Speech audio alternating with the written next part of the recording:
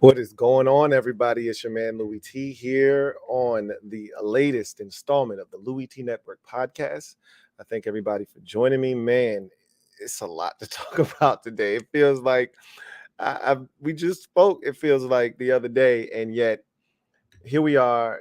And there's a ton of topics, a lot of guys, and I told you the closer we get to camp that this was going to happen. Deadline spur action.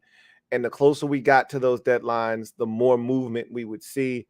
So Quentin Williams got a deal done with the Jets. He'll report to camp on times. They didn't want any smoke there. Evan Engram got his deal done ahead of the trade or ahead of the franchise tag deadline for a long-term deal. That happened over the weekend. No deal for the running backs. No deal for any of the running backs. And so we'll see if who's gonna blink in that game of chicken. Who's gonna be the one to swerve first? Because Saquon's already said, "Hey, I don't mind holding out until week one." I don't think he's about that life. I don't. Same with Josh Jacobs. He's already said, all right, I see what this is. I'm not cool with it. I see y'all when I see y'all. Again, he seems to be the most buck of the three running backs. Like Tony Pollard is just happy to be here. He's not in the conversation, whereas Josh Jacobs, I felt like got disrespected in Vegas. And Saquon is like, all right, I get it. I had the injuries, this, that, and the third, but I was literally the guy last year. And I showed you why I'm a team captain, why I'm respected. I need to be paid as such. It didn't happen. He feels some type of way now. So it's so much to get into. DeAndre Hopkins finds a home. Yeah, we got a lot to discuss. So, and did you watch quarterback over the weekend? I gave you some time. Time's up. So all of that and more on the show today. Louie T Network podcast starts now.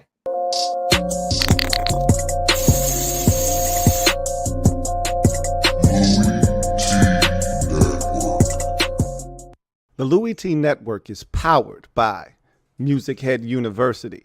MusicHeads, classes in session. Turn me up. Enroll on YouTube now.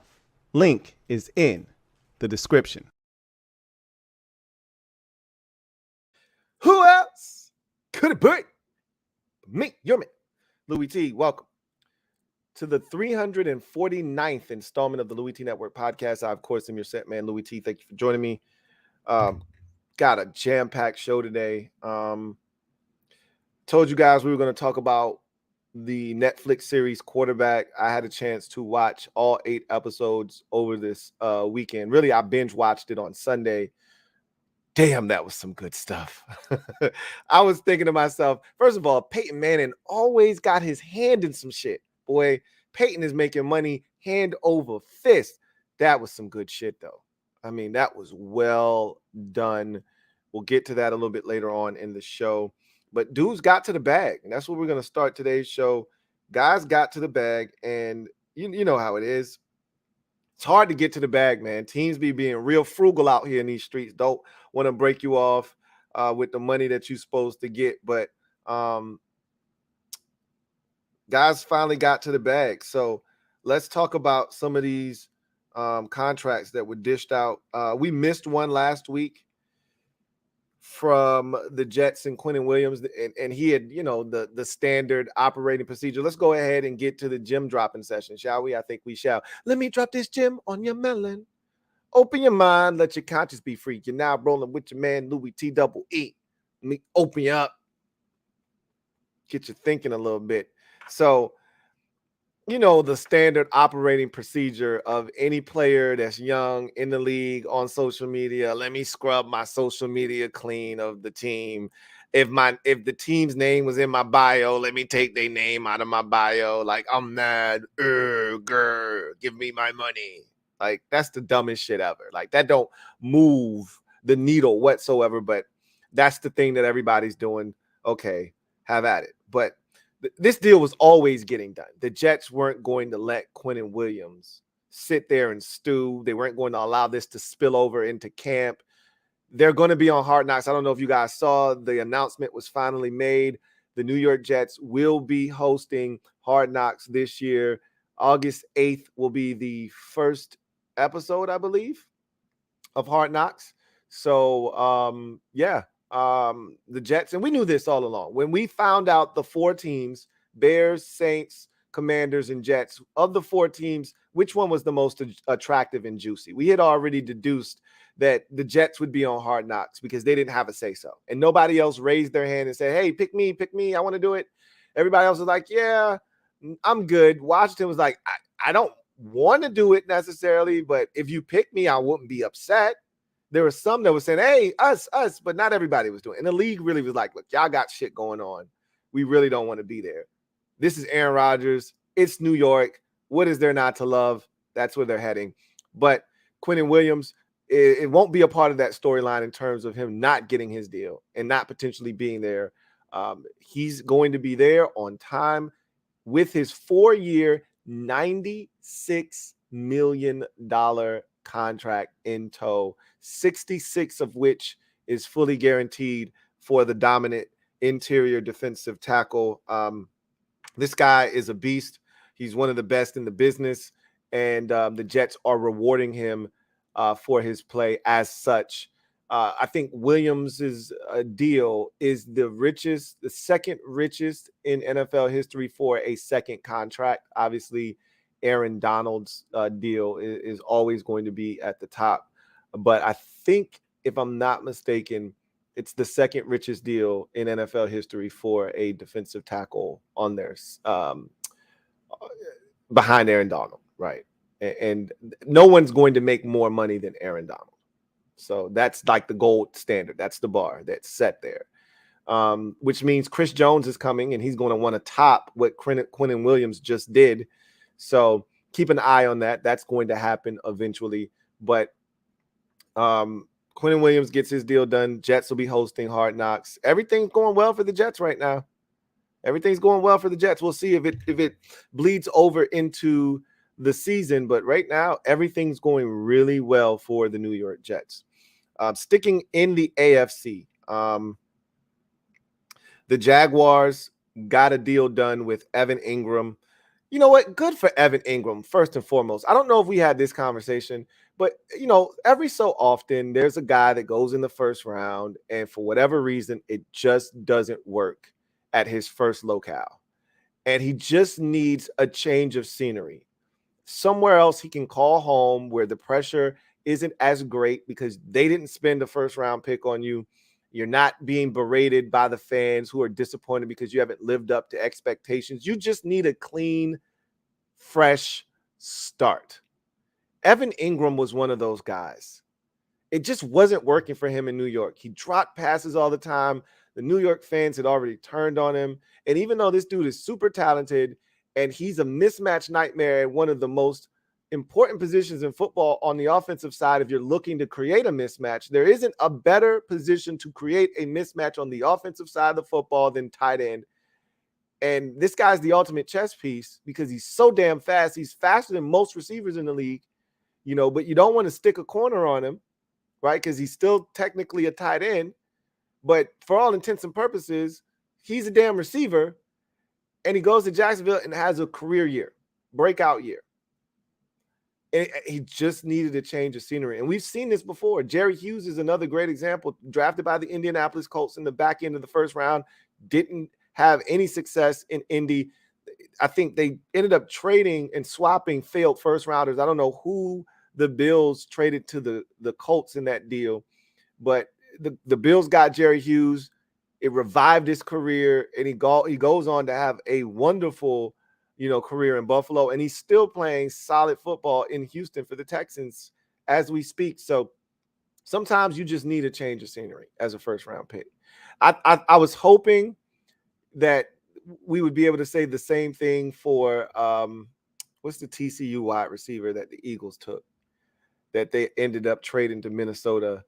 I was hoping we could say the same thing for him. It doesn't seem like that's going to be the way that turns out. He just seems like he's not going to be all that great.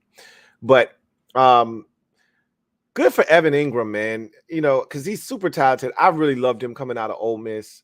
And glad to see him finally break through. He was a franchise taggee this year, along with the running backs. He gets his deal done, 3 years, $42.5 million, 25.5 of it guaranteed. And I think it's a great deal for him. Good job by Jacksonville of securing one of Trevor Lawrence's best targets from a year ago. And now you think about it, them adding in Calvin Ridley to a group that was already solid. They didn't have, that one guy, but, I think now this kind of properly slots everyone. If Calvin Ridley is that number one that we thought he was going to blossom into in Atlanta, you couple him with the receiver they got from Arizona, Christian Kirk, who I thought was really good for Jacksonville last year. And you start to look at all the pieces that they've put together there. I think it's a really formidable group. They got Zay Jones. Is Zay Jones still in Jacksonville? I think he's still in Jacksonville. I think Marvin Jones is the one that's no longer there. He might be back. I'm not sure. But either way, Zay Jones is a third option at receiver with Christian Kirk as a number 2 and Calvin Ridley as a number 1. And then you throw in Evan Engram. That's a hell of a group. It's a really solid group that could be problematic for, all the teams in that AFC South division. So I think getting Evan Engram back on board, happy with the 3-year contract in tow, was a great move by Jacksonville. He's the only guy that was left of the 4 players who had been franchise tagged to get a deal done before the deadline today, which was anticipated. I told you if anybody was going to get a deal done, it'd be Saquon Barkley. I said, but I don't know if that's going to happen or not. But if there was one guy that I thought could get it done, it'd be Saquon. I knew Josh Jacobs wasn't going to get a deal done with the Raiders, and I knew that the Cowboys weren't interested in doing anything with Tony Pollard. So, it's really becoming an issue now. Like, we talked about this all offseason. We've had multiple shows where we've talked about the running back position and the lack of bread. Austin Eckler's complaining about the running back position and the amount of money that they're making. And then you see what happens this offseason. You see what happened with Dalvin Cook. You see what happened or what is happening with Kareem Hunt. You saw the massive pay cut that, I don't know if you guys caught wind of that, but the massive pay cut that Joe Mixon just took because he saw, man, it ain't safe on those streets. It's cold out there. Don't let this cold world get you down. He said, hey, I don't want no parts of those cold streets. It's mean out there, man. It's cold out there. I don't have no blanket. It's cold. He knew if they cut his ass, he might not get a job. It's veteran running backs lined up right now looking for work. I don't want to get in that line. I got to get in the back. So Joe took a massive pay cut to stay in Cincinnati. Good for him. It's tough, man. These running backs, man, they finding it tough sledding to get your bread, man. It's going to be interesting to see what Saquon and Josh Jacobs do. Tony Pollard is reporting to camp. He's not going to ruffle any feathers. He's not going to rock the boat. Jerry be cracking the whip on those boys, man. There's some things I'd like to say, but I'm going to keep my mouth shut and I'm going to keep it pushing. And I'm going to just say that of the 2 guys, the one that seems about it is Josh Jacobs. Saquon, I think, is in his feelings right now. He's hurt. He's not going to report on time. He's made that abundantly clear. I saw the tweet from him today, and it essentially said, it is what it is, right? He's saying, all right, I already warned y'all about what my mindset was. Y'all ain't want to oblige. That's cool. It is what it is. All right. So y'all did what y'all had to do. Now I'm gonna do what I got to do. And the Giants' new front office and brass seem like the type that they would go tit for tat. Like, oh, so you want to hold out? All right. You definitely ain't bad. I don't care. You could rush for 2,000 yards this year. You ain't coming back next year. Like, they seem like that kind of a group. I could be wrong. Okay. I could be wrong about them, but they strike me as that type of group. Like, okay, if you don't show up because we want guys that want to be here, they're going to try to pull that card. Like, don't pull that shit on me, man. All right. I wore the C on my chest last year. I gutted it out through injury. I came out there. I gave y'all everything I had. I was the team on offense last year, and this is how y'all repay me. And again, and with negotiations, it's hard to actually know what's true and what's not, because everyone's got an agenda, and everything that gets put out there in the media, you can't just run with and believe. I genuinely believe Saquon did not want to reset the running back market. Now, just because he says that, he could have been like $2 million under the guy that reset the market. So in saying that, you're like, bro, you ain't want to reset the market, but you won't that damn far off either.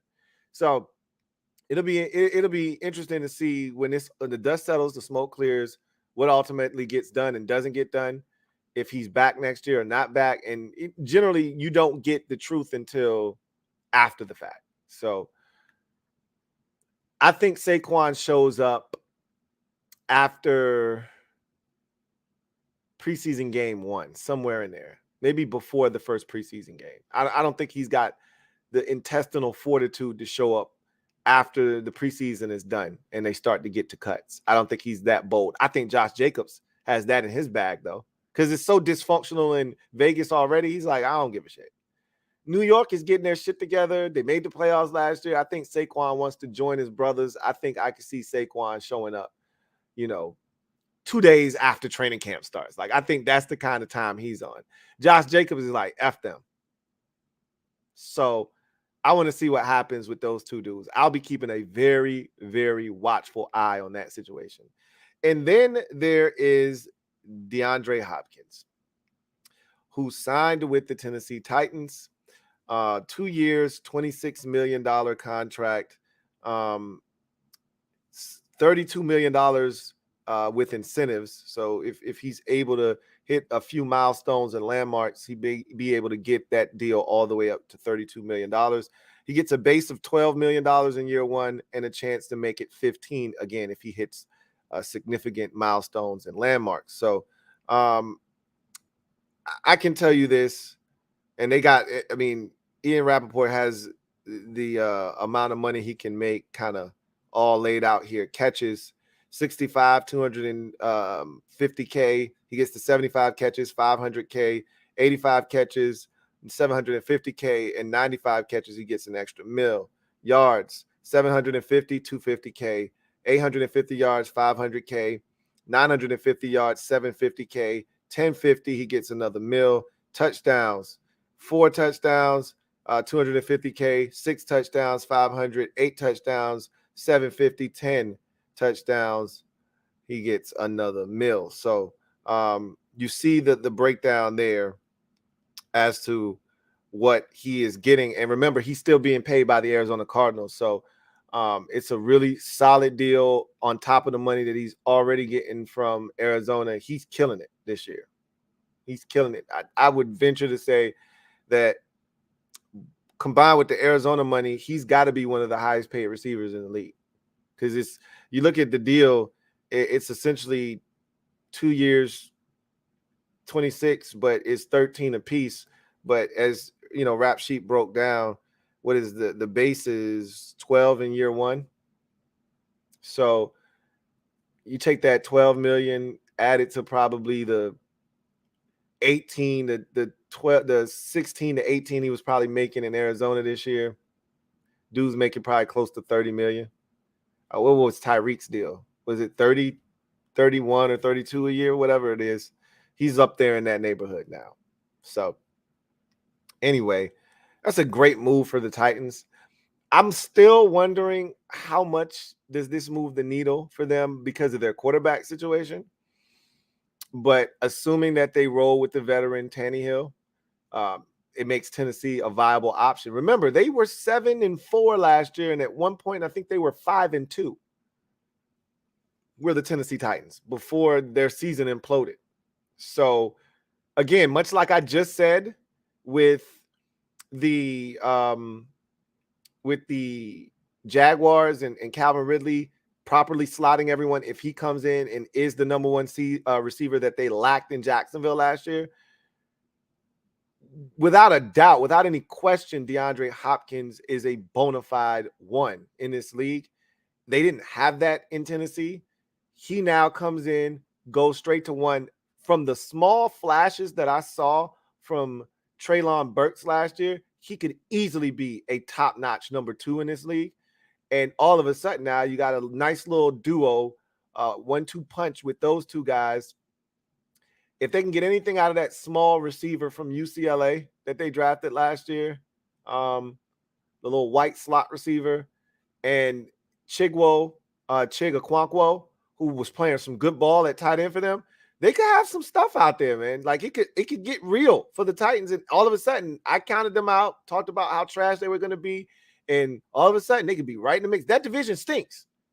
And we've already said, oh yeah, Jacksonville probably gonna run the show for the next however many years. Not so fast, my friends. All right, not so fast.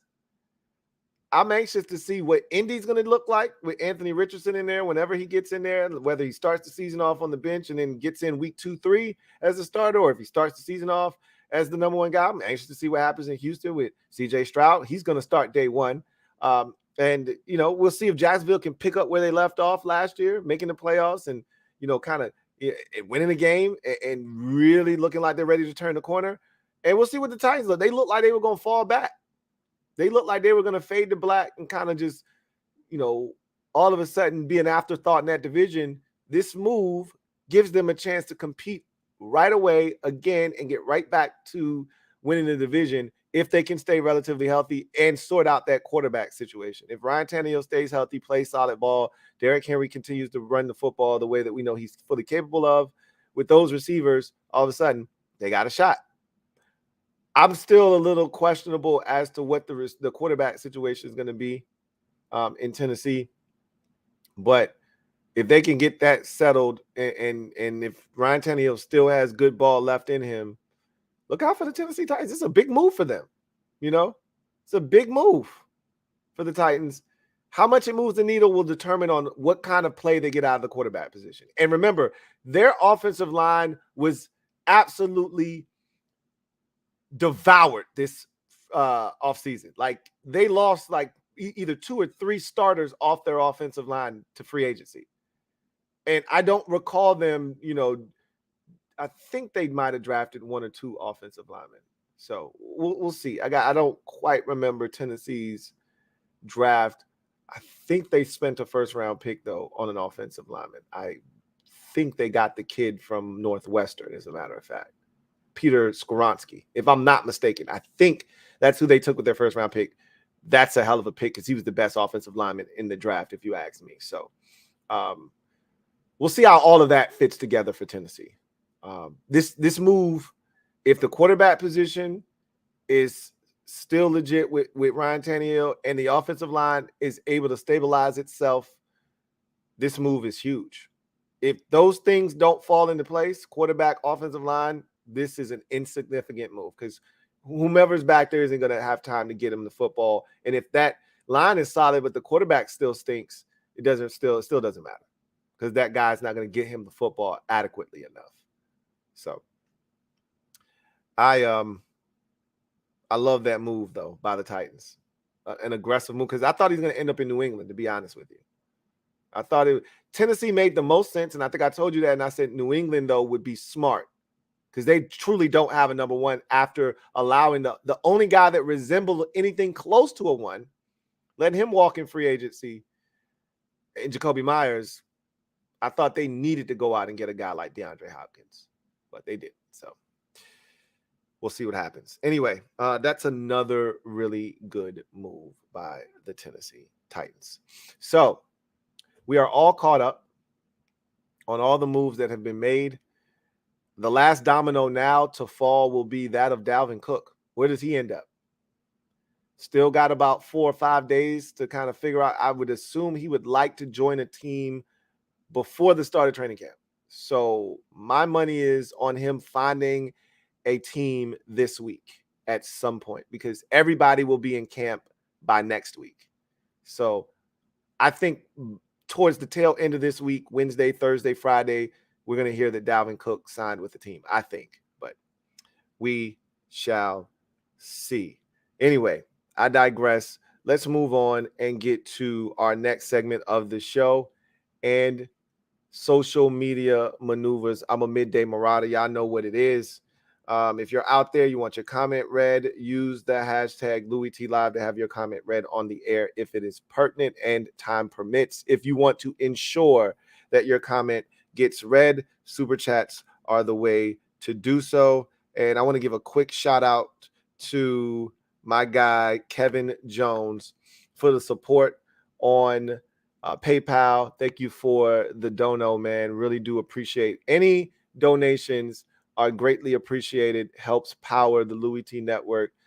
Big shout out to my guy Kevin Jones for the dono on PayPal. You can donate via PayPal or Cash App, and those are alternate ways to help power the Louie T Network. And I really appreciate any and every endeavor. Thank you guys so much for your support. So with that said, let's jump into the social media maneuvers. And really what I want to talk about here is the quarterback series. So I had the pleasure, because it was a pleasure to sit there for about a good 5 hours and just binge watch every single one of the 8 episodes of that series. It was well done. It was fantastic. And I enjoyed every single second of it. And, you know, I was already a Kirk Cousins fan going in. And I know this makes Washington fans vomit. I don't care. They know I don't care about their disdain for Kirk. I love Kirk Cousins. Yeah, he wasn't clutch all the time, but he got such a bad rap. And the disrespect was so unwarranted.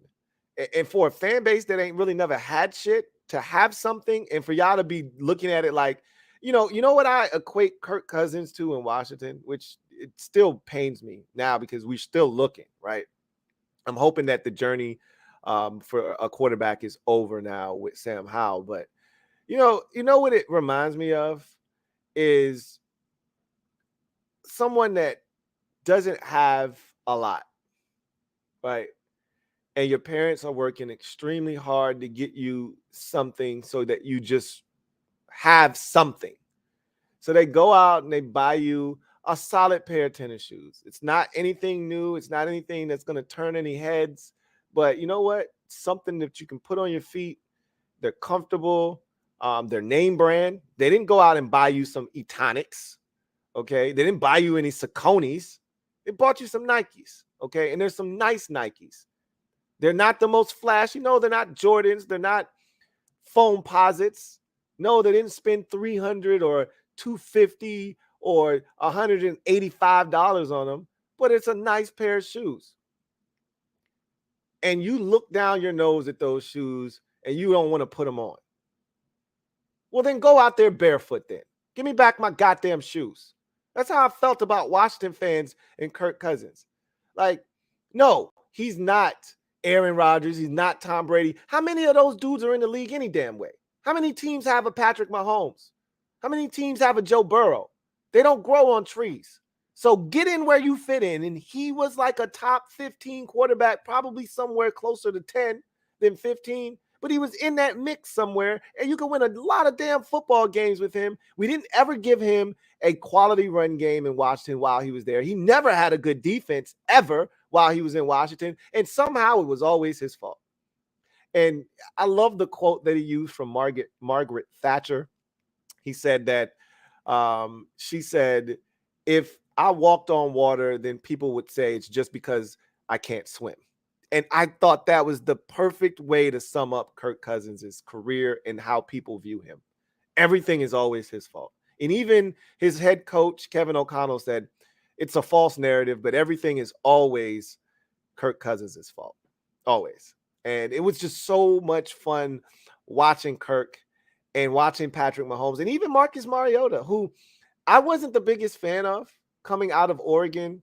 And he showed me why. He reminded me why I wasn't the biggest fan of his, because he is a quiet, reserved guy. And he even said, like, that whole Heisman Trophy ordeal where he was out there out in front of everyone and ultimately won, had to make a speech. And, you know, he was on the Late Show. You saw how awkward he looked on the Late Show?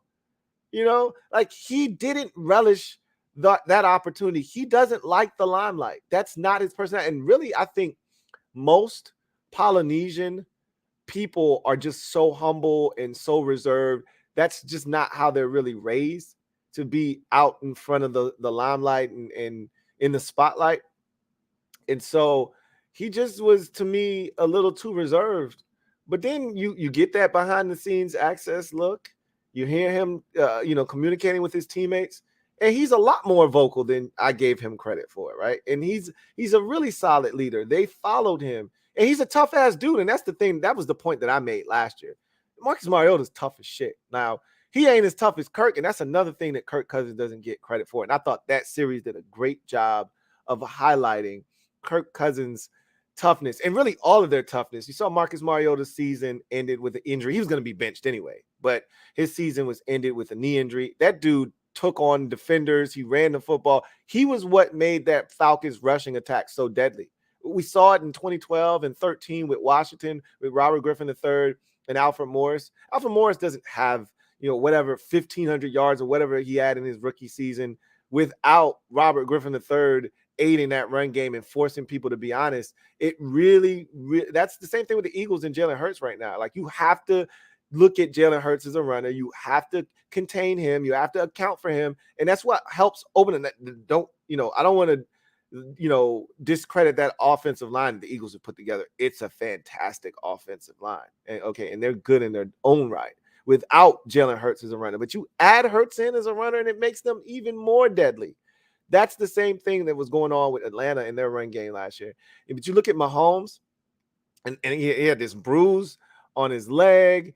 He had the ankle injury in the playoffs, obviously. He had another bruise on his arm, and, he was like getting treatment on all of these different ailments. And what this series really highlighted, especially looking at Kirk and his situation, how Kirk every week was having trouble, with his ribs. And I think it really started in that Washington game where it got bad. He was already dealing with some issues, but he was playing through it. He wasn't having it. It was that hit from Daron Payne, and he got beat up in that watch. And he got beat up a lot last year. I mean, period. Just watching that series, I've always said one of Kirk Cousins' greatest attributes is his toughness. Nobody gives him credit because he doesn't miss games. We sit here, we talk about all these quarterbacks, but they miss football games for whatever reason. Kirk Cousins don't miss shit. And he's a tough SOB. And you saw it on that series. Kirk was getting his ass whooped, taking shots and delivering dimes. What this series also reinstalled in my brain, because for some reason with all these rule changes and how they coddle quarterbacks, somehow in my brain, I've begun to think that quarterbacks were so coddled now because of all these rule changes to protect them that they weren't getting hit anymore. That's why Tom Brady could play to he's 45 years old. That's why we saw all of these quarterbacks like Aaron Rodgers and Drew Brees and Phillip Rivers and Ben Roethlisberger playing until these ripe old ages, and Matt Ryan playing up until their upper 30s, into their 40s for some of them. No, that's not the case. Quarterbacks get their asses handed to them on a weekly basis. And watching that series, hearing them mic'd up and seeing the vicious shots that they take delivering the football, because a lot of times you don't pay attention to the shot they take as they're delivering the football. Your eyes pan from the ball being released to down the field where the ball is going. So you're not watching the aftermath of him hanging in there, delivering a football, but taking a brutal shot in order to do so. We call that staring down the gun barrel. These guys take a beating, man. Quarterbacks take a pounding. And the rules that they've put in place only help to try to prolong their careers, because they take a beating like that. And I think that was part of what Peyton Manning was like. There was an episode 3 was strictly devoted to injuries and the pounding that quarterbacks take. That whole entire episode just highlighted injuries and the physical nature of the position of quarterback. That's all episode 3 focused in on. And I think that was a really good look inside of what it entails to be a quarterback in terms of the toughness that it takes. Because I think sometimes we take that position for granted. You don't have to be as tough. There's so many rules protecting you. They get their asses handed to them. And like they said in the video, and you don't really think about this, they're vulnerable. They can't protect themselves. When you're throwing the football, that's why Kirk was taking so many shots to the solar plex. He can't protect himself. When you're throwing a football, you're in a vulnerable position. You can't brace for impact. You're throwing the ball. So it is a brutal position when you look at it, you know. And then the part that I think I would struggle with, and you know what, if it was my job and it was something that I had to do, I probably would be able to do it. But learning these playbooks, the verbiage that goes on with these things, like some of these playbooks and some of these calls are just unnecessarily wordy for no reason.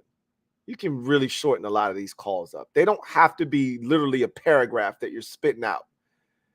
You got it feels like you got to be a damn neurosurgeon to be able to digest an NFL playbook and spit that shit out in the huddle. That shit is crazy to me.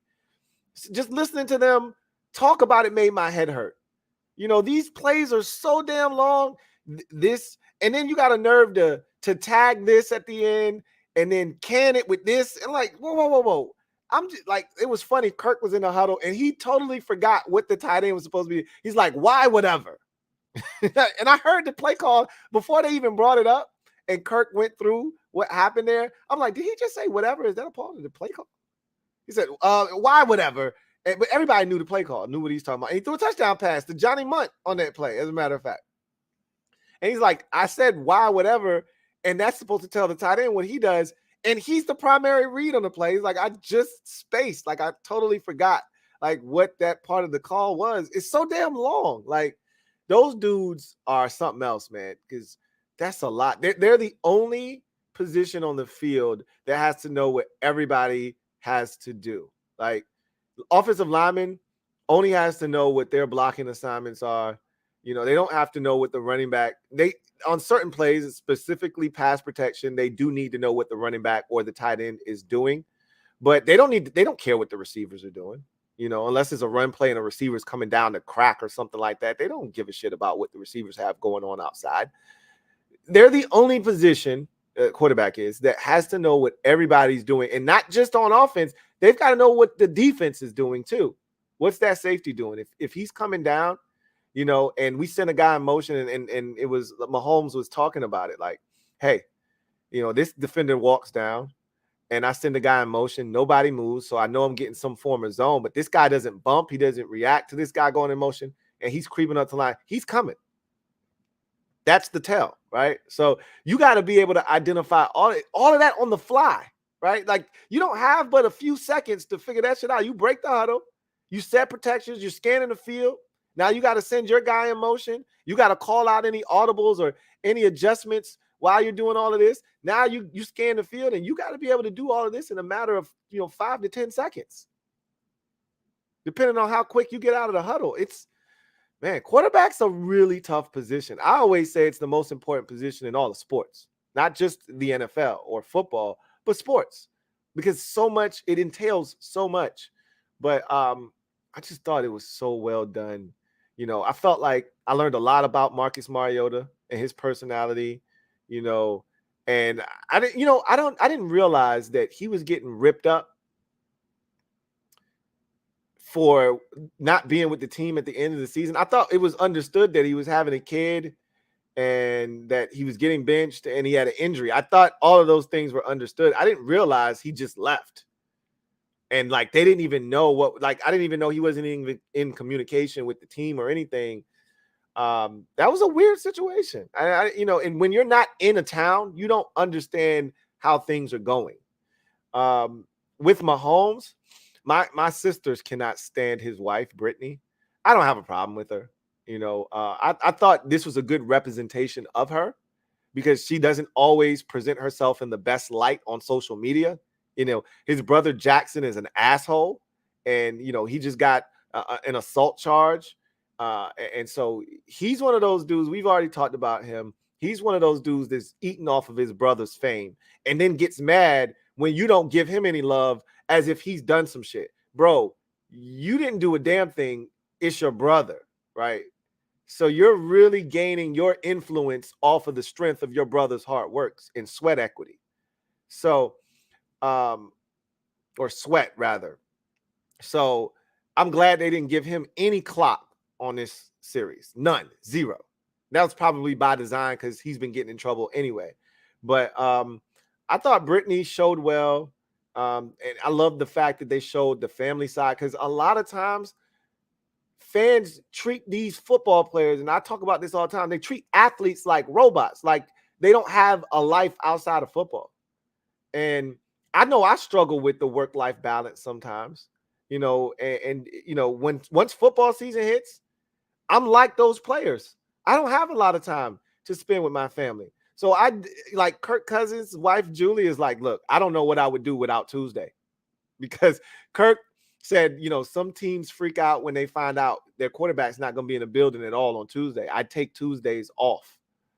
Like, that's mandatory. First of all, I didn't even realize Kirk Cousins was 34 years old to this show. I was like, damn, he's 34? Damn, Kirk been in the league 11 years. Like, I didn't think about it, but yeah, 2012, this is 2013. Yeah, he's been in the league 11 years. That didn't dawn on me until watching this series. And his wife's like, look, I don't know what I would do without Tuesdays. I lose my mind without Tuesdays. And my wife, that's what our weekends are, Friday and Saturday. Like, I spend time with my family, because outside of those 2 days, and really Friday, I work Friday, and in the evening, that's why I shut everything off. She needs her time. My family needs their time, because I'm consumed with everything during football season. So I get it. I can actually relate to them and the struggle there, right? And it was just fun looking at the season as it unfolded, and how the highs, the lows, the peaks, the valleys of an NFL season, and the difference between winning and losing, and how fine of a line it is. We know all of these things, but actually seeing it play out, like the Falcons easily could have started off their season 4-0. They threw away the week 1 game against the Saints. They had no business losing that game. They lost their week 2 game and probably should have won that one as well. And then they finally win in week 3. And I think they won again in week 4 and got back to 500 at 2-2. And they had an impressive win against the 49ers. Remember, the 49ers didn't start out the season all that hot. I think they were 2-2. And the Falcons were the ones that beat them up pretty good, 28-14. And they're feeling good about themselves. And I think the last good win that they got was against the Panthers in that wacky game with DJ Moore taking his helmet off and the kicker missing all those kicks, and they end up winning that game. And I think that got them to 4-4 on the season. And then their season unraveled after that. And you just watch it unravel, all the close losses and how it affects them. Watching my team be one of those close losses, and knowing that game could have easily gone in the favor of the Falcons, but it didn't. It's crazy. And then watching Kirk Cousins come back to Washington and how much that game meant to him, his wife being there, and how many memories they created. And what's funny is people always kill Kirk for this, that, and then he goes into that room that he has in the back, and he's got all these game balls, and he's like, a lot of these are from like primetime. Everybody say I can't do it in primetime. No, he doesn't have the greatest primetime record, but it just amazes me how much disrespect he gets. No, he's not the most clutch quarterback. Show me how many dudes in the league are super clutch, but he's more clutch than you think. That's the thing that kills me. You go look at fourth quarter comebacks in the last, you want to go back as far as 10 years, knock yourself out. Let's go to when he became a starter, 2015. Go look at how many come from behind victories. Who got the most fourth quarter comebacks? I bet you Kirk Cousins is damn near at the top of that list, if not at the top of that damn list. He's up there, but people don't see that. They don't want to acknowledge that. And then Mahomes is just ridiculous, man. His whole entire journey is just utterly ridiculous. Watching how everything kind of works. I didn't realize, and again, this was the beauty of the series. I didn't realize how vocal he was. I didn't realize how much he cussed, right? And how passionate he is. Like Andy Reid's trying to take him out of the Jaguars game. And he's like, no, no, no, no. Yeah, I'm not coming out. You know? And they literally, Eric Bieniemy, his offensive coordinator, his quarterbacks coach, they all had to talk him into going into the locker room early to get an x-ray. Like, Bieniemy had to come over there, bro, just take the x-ray. Just let's make sure it's not, like, he don't even want to hear it. If it's broke, I don't want to know it's broke. I just want to play. They like, bro, no. We just signed you to a $500 million contract. No. Get the x-ray, right? And he's so impatient about everything. I didn't, you don't realize these things, but that's what makes him who he is. And the trainer that he works out with is incredible. Like, I just imagine having it, like, he's like, bro, all right. And he says everything so nonchalant, like, all right, that's 135 pounds. You're going to do those power jumps. He's like, wait, what? He's like, you want me to, I can't jump that high with that weight. He's like, yes, you can. Go ahead. You can do it. And he did it. He jumped. I think he said he wanted him to jump to 12 inches or something, and he got to 12 inches. And how he trains him, and like, that's what it takes to be great. And you don't see that, and that's the thing that so many people don't understand. I tell people all the time, most people only see the finished product. You don't know what that person had to go through to get. You just see the nice car. You see the nice house, and you don't understand what kind of sacrifices that person had to make to get to that point. And a lot of times with these athletes, you don't see what happens on Monday through Saturday. You just see Sunday. They show up, they ball, and you're like, yo, he's a baller. Or he's a bum, right? You don't see what they go through Monday through Saturday to prepare to even be on the field, especially football. This is why my respect for football players trumps any other sport. Baseball is a close second because they just play so many damn games. Okay. There's such a demand on your body when you play 162 games in a season. You could go a whole month in baseball and not have a day off. That's a different type of time that they on in baseball. So there's a different level of respect for that.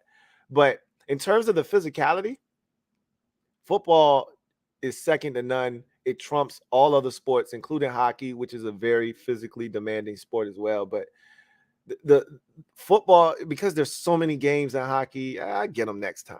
There's only 17 games in the NFL. Missing one could be the difference between making the playoffs and missing it altogether. And if you get in, who knows what kind of damage you're going to do.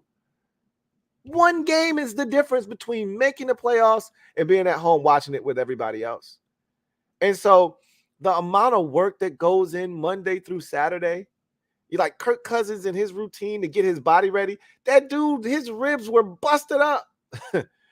And so he's having spine realignment and adjustments being made during the week. He said he credited Santana Moss for kind of introducing him to, those people who came in and they were doing some crazy shit, pressing on him, cricking his neck this way, turning his leg that way, pushing this. I'm like, that shit look like it hurt, But these are the types of things that they do to try to prepare to be ready for Sunday, because they just got their asses kicked on Sunday. And now you go through the week and see, this is why players don't like Thursday games, because like Kirk had a Thursday Thanksgiving game. He was like, man, I feel like crap. I didn't have my, weekly routine. I didn't get to prepare for, the next game. Luckily they did, because that's the week before they got destroyed by Dallas. So they didn't get to sulk about it. They just had to turn around and prepare for New England. But Mahomes is something else, man. He is a wizard. And I didn't realize he was as passionate and as vocal. I have a newfound respect, and I didn't think my respect level for him could go up anymore. I have a newfound respect for Patrick Mahomes, the amount of work that he puts in, how he trains. And you know what? Tom Brady kind of set the standard, because Mahomes was like, I looked at Tom Brady, how he played for so long, and it started with his nutrition and how he took care of his body. And I knew I needed to do that. And so he brought his guy in, and he trains with him every week during the season. I would assume that they do off-season work as well, but he trains with him during the week. I think they have I think they call it phase 1, 2, and 3 during the week. I think that it's something to that effect, so there's Tuesday, Wednesday, and Thursday, I think, to kind of get his body ready for the game, or it might be Wednesday, Thursday, Friday, something to that effect. But it's amazing the things that they do. Marcus Mariota brought in one of his best friends to be his personal chef to make sure that he's eating well. Like, these are things that you don't really take into consideration. But and I also love that they highlighted the wives, right? Because in order to be successful and have a family, somebody's got to be at home holding it down. You got to have that significant other that's a rock for you. And all of them had that at home in some shape, form, or in some sort of capacity. Like Julie Cousins be holding it down. And Kirk does his part as well. But, seeing her and now Marcus and his wife, I think it was Kiyomi, I think her name was. And they just brought in a beautiful, I want to say it was a girl. I think it was a girl. And then, yeah, it was a girl because they were talking about it all. He's like, I didn't grow up with any girls. I wasn't close to any of my female, relatives. So this is going to be all new for me. So it was a girl. And, Brittany, you say what you want, but she was holding it down. And I think they got a tight knit group too. And I love Pat's dad. Pat's like, it's in our DNA. Pat dad was talking. I see where he get the shit talk from, because his dad was talking shit, cold hard cash the entire episode. But he's like, he needs to come out of the game. His dad's like, no, he ain't coming out of the game. He a warrior. It's in his DNA.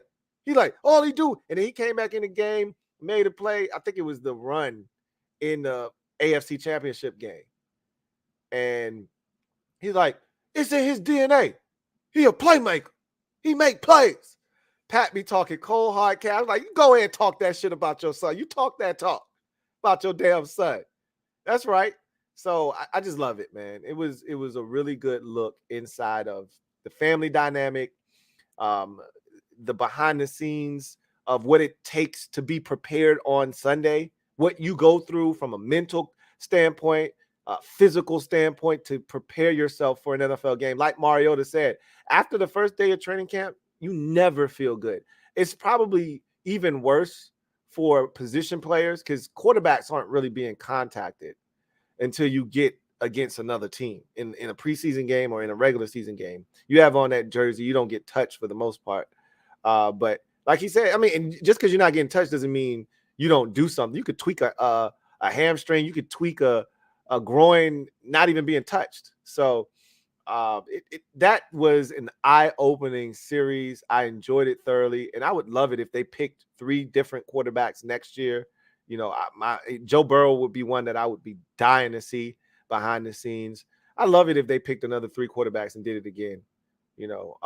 Or if they wanted to go and experiment with a different position, I'd be all for that. But I think quarterback is the most fascinating. So, anyway, I digress. Let's get to the comment section. I do have a super chat, and then we'll get to any comments out there from you guys if you have anything to add. Video channel, thank you for the super chat. Greatly appreciate you. Video channel writes, Lou, when that Reign of Terror chapter 11 dropping? Love the series for sure. Thank you for that super chat video channel. I don't think you're getting one today. I'm gonna be honest with you. I'm going to run out of time. So the likelihood is you will not get one today. What I may do, and I can't promise you this, but what I may do is I may double up tomorrow. You'll definitely get one tomorrow. I'm gonna try to do 2 of them tomorrow, and that may be the theme of the week because I'm trying to hurry up and get the rest of the series done, because as camp takes off, I won't have time to keep up with this series, and I was supposed to be done with it. Like, in my mind, it's 23 chapters, so I'll be done, if I start this thing, at the end of the end of last month, which is when I think I started, or at the beginning of July. I'll have plenty of time. what happened is I wasn't working over the weekend. And then we had an extended weekend. I didn't work any of those days. So I didn't take that stuff into consideration. So now I'm cutting it kind of close up towards training camp. This is supposed to pass the time before training camp, not run into it. So I'm going to try to fast track it the best I can. But I was so busy today. So I didn't get to Reign of Terror. And I could justify it because there's just not a lot of people watching it. So I could justify not doing it today and worried about all the other things that I needed to do. But I'll definitely put that episode, chapter 11, out tomorrow. Are we on 11? I feel like we're on 13. I think we're on chapter 13, not 11. I think we're on 2011, and maybe that's what you were talking about.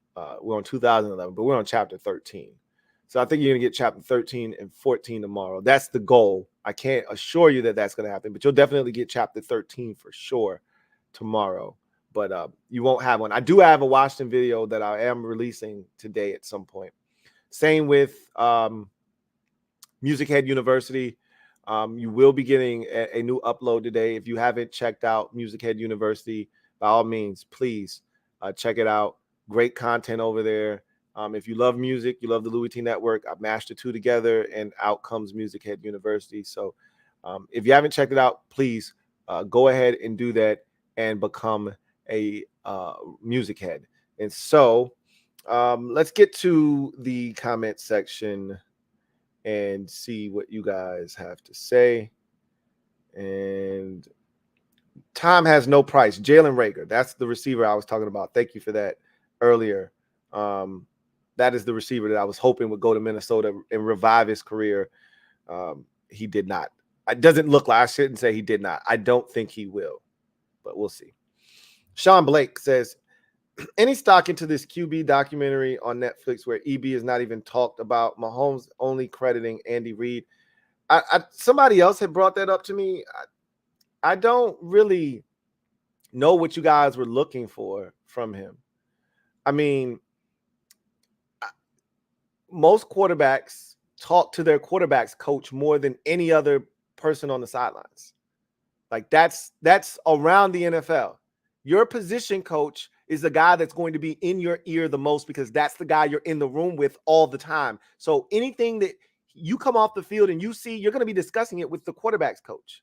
So he's going to be talking to Matt Nagy more than anybody. Andy Reid is the head coach and the play caller. Again, Eric Bieniemy might be the one calling the plays into the ear of Patrick Mahomes, but Andy Reid, this is why no one respected EB as a play caller, because a lot of what was going on offensively was Andy Reid. And that's another thing that I loved, is the creativity and the freedom that Andy Reid gives his players and how they're able, like that snow globe shit that they did against the Raiders in week 18. Man, that is some masterful shit. Like the players, and we've heard this. We've heard Mahomes and Kelsey say, hey, we came up with that play. And Andy let us run it. We've heard that, but to actually see the shit in motion, how they come up with it in practice, and that, man, that's what football is about. That shit is fun. And not every coach is going to give his players that kind of latitude. That's why Andy Reid is one of the best. Anyway, and Mahomes getting into it with Max Crosby, that's good shit. And Mahomes saying, I try to compliment these dudes because I feel like if you're nice to them, maybe they'll ease up on you. Like that all of that shit, all of that shit is mental. Like all of that plays into how you move as a football player, right? Like I love all of that stuff, the little intricate details, right? Max Crosby was doing some real ignorant stuff, right? and Mahomes knew what he was trying to do. He's like, bro, chill, right? Like you just literally punched me in my shoulder. Chill with that shit. Then the next game, he clubbed him over the head, and Pat was like, bro, don't do that shit, man. Come on, man. Like, and they was good afterwards, but that's all in the heat of the battle, right? Competitors competing. Anyway, I don't know what you guys were looking for. I don't know if you thought EB was going to be a bigger. Andy Reid was barely in this thing. Like the person he talked to the most was Matt Nagy. I don't really know what y'all were expecting from Eric Bieniemy. I saw enough of EB over there talking with Patrick Mahomes, sitting next to him on the bench. I don't really know what y'all were looking for. I don't know what y'all thought y'all were getting out of EB. And I don't know why y'all are making a big deal out of it. I don't know even know why we're talking about this shit. What does that shit matter? What does it matter? I don't understand. Somebody sent me a message on Twitter and was like, yo, I watched, this was before I watched it. I watched it and I didn't see EB really talking to Patrick Mahomes at all. So what? Who gives a shit? The reason he's in Washington and the reason we have such high hopes for him is because he was in Kansas City in that environment for the last decade. That's why we got him. That's what you should care about. Even if he wasn't a big part of that and he's not talking to Patrick all the damn time, by osmosis, he should have gotten some of that juju that they got going on in Kansas City. And if he can bring an ounce of that shit to Washington, that's all you should care about. Red Wing 01. Thank you for the super chat. Greatly appreciate you. Thank you for being a member of the MOBB. Who writes, you sure you want to do 2? I feel like 2012 would take a lot to get through. By the way, did you see the video DeAndre dropped? Bless his heart for his YouTube channel. I haven't seen that. Usually that kind of stuff, DeAndre dropping videos, I'll only see that when somebody brings that to my doorstep. DeAndre's working hard, man. I'm rooting for him like hell this year because he wants it bad. I just don't know if he'll get enough opportunities. And he showed me last year, if he's given opportunities, he can take advantage of them. So I just want to see him get more opportunities. I'm hoping that this is the year that happens for him. But no, I haven't seen the video. As far as 2012 is concerned, yeah, it's going to be a longer video, but a lot of that stuff is committed to memory, you know, like really, really, really good. So while it's going to be long, it's not that long to the point where like some of the other videos took a lot more time because you're going back 20 years. Like 2012 is, for me, that's recent. 10 years ago, that's recent. You know, you're going back to 2000. I gotta blow the dust and the cobwebs off of some of those memories. Like I'm going way back into the time capsule for some of that stuff, you know? And a lot of it I didn't remember. I'd be like, I don't remember the dude's name, but I remember this play, you know? And y'all would be like, oh, I looked it up. It's this person. Yeah, I couldn't remember who the hell it was. So 2012, a lot of that shit is fresh, you know, from us having the homecoming game against the Panthers, D'Angelo Williams being pissed off, us losing that game because the Panthers sucked that year, and Mike Shanahan making the declaration that, hey, we're going to start evaluating players for next year. Like all of that shit, you know, week 1, you know, the early season, you know, I'm getting hurt against Atlanta. Like a lot of that shit is in your brain. So I can do 2. We'll see, because it just depends on how much time I have with all the other stuff that I have going on. That's what ultimately is going to determine whether I can get 2 of them off or not. Anyway, let's see. Todd Labor says, what did you think of Eric Bieniemy being number 8 in that coach's poll? Somebody had out on Twitter. I forgot the name of the poll. Sorry, HTTC. I couldn't tell you what you're talking about. I don't know where he is. I mean, again, the conversation surrounding Eric Bieniemy is all over the place, because I saw something else where they said the biggest coaching, assistant coaching acquisitions, he wasn't even mentioned. They mentioned like 3 other dudes. He didn't even make the list. You're like, wait, what?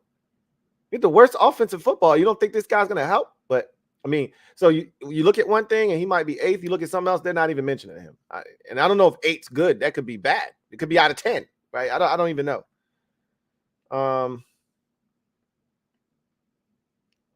Kevin the PRF writes, looking at the QB series, reference the training and rehab, hoping Harris's group number 1 priority is to move our facility grade from F to A. Connection to our injury-plagued seasons. I mean, the Chiefs got an F too. They won the Super Bowl. So I don't really put a lot of stock into that shit, to be honest with you. Chiefs got a pretty low grade as well. And Patrick Mahomes looked like he was getting some good work and treatment to me. So it is what it is. Yeah, a lot of our facilities, a lot of our shit needs to be upgraded. But again, it's more about the people. And look, all of the facilities have enough stuff to get the job done. It's about the people that are doing it, and it's about the player following protocol and things of that nature. So you heard the guy that was training Mahomes talk about, elasticity and all of this stuff. And this is why we're doing this, because it builds up resistance. This is, this is muscle resistance training and all this. Like, that's the kind of shit you need. That's what's going to make you able to stand up to the punishment and help your body be able to bounce back and be malleable. You just got to be trained properly. This is why these guys are paying these places and these trainers and these staffs to do that.